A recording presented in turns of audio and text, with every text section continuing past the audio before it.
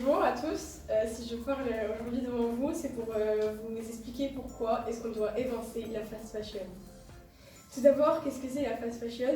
Donc, vous connaissez sûrement, je pense, les fast foods, donc traduit littéralement comme nourriture rapide. Ben, en fait, c'est exactement le même principe. Donc, il s'agit d'un groupe d'enseignes qui produisent des vêtements de manière rapide et pour un prix très faible. Mais si je vous parle de Teva, c'est avant tout pour défendre l'euthanasie chez l'homme. De ce que j'ai pu ressentir, je pense que dans certains cas, elle devrait être autorisée en France. Comme pour mon histoire, l'euthanasie aurait bien été utile à Michel, qui a vécu 20 jours de calvaire et de souffrance. Certains pensent que l'argent est indispensable au bonheur, d'autres pensent le contraire. Effectivement, l'argent y contribue. Premièrement, grâce à l'argent, on peut se permettre beaucoup de choses comme voyager et s'acheter sans compter et se soucier du prix. À tous, donc vous avez déjà entendu des expressions telles que « Ah, t'es bonne toi !»« Viens, je veux juste te parler » ou bien des regards, des clins d'œil, des gestes même pour certains. Ça vous a peut-être dérangé, même vous procurer de la peur.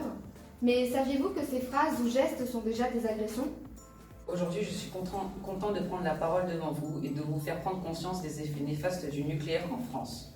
Comme vous le savez, le nucléaire est une source d'énergie polluante de par l'uranium qui est un combustible. Je voudrais vous faire une confidence. Cette confidence porte sur notre France qui est tout le temps en danger. Depuis quelques mois, les hommes sont la main dans la main pour vaincre l'envahisseur.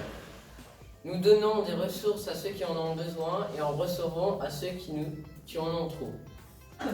258 millions de jeunes non scolarisés, des millions d'entre eux vivant dans des pays pauvres, sans revenus, sans aucune opinion sur la vie.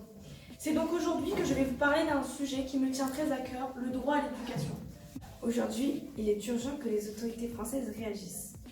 Certaines personnes pourraient qualifier ces violences comme de simples dérapages, mais pour moi, ce sont juste des manques de responsabilité de la part de chaque représentant des forces de l'ordre. Chaque pause que nous ne prenons pas, chaque repas que nous ne mangeons pas, chaque enfance perdue, chaque promise, chaque jeune fille forcée de donner sa vie, chaque réfugié, chaque enfant dans le monde mérite de se sentir libre. Donc stop les cris et les balles. À l'école, je me sens enfin protégée de la violence.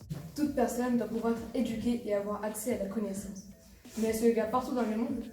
Aujourd'hui, environ 16% d'adultes sont analphabètes, ce qui correspond à plus de 800 millions de personnes. Aujourd'hui, plus de 60 000 personnes meurent à cause d'une erreur de diagnostic, mais presque aucune de leurs familles ne porte plainte. Dans le monde, plus de 12 millions d'enfants n'ont pas accès aux droits. Étymologiquement, le terme enfant vient du latin infans, celui qui ne parle pas.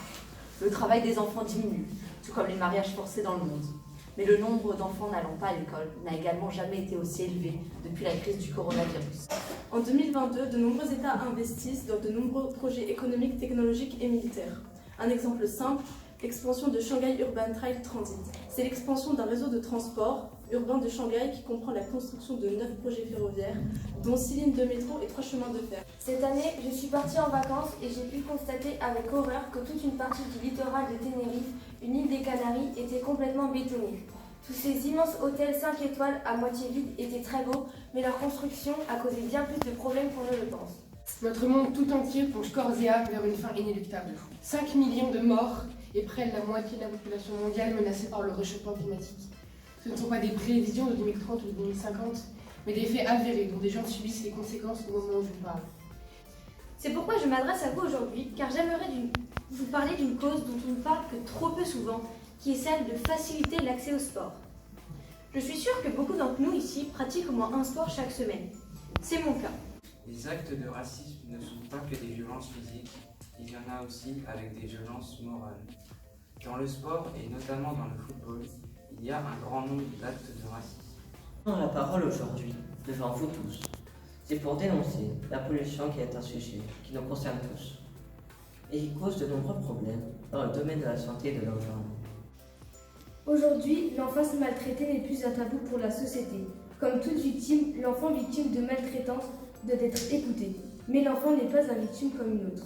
Déjà, mais dans certains pays, l'accès à l'école et à l'université est difficile, voire inaccessible. Saviez-vous que les grandes universités ne sont pas accessibles à tous, même dans les pays développés comme aux États-Unis ?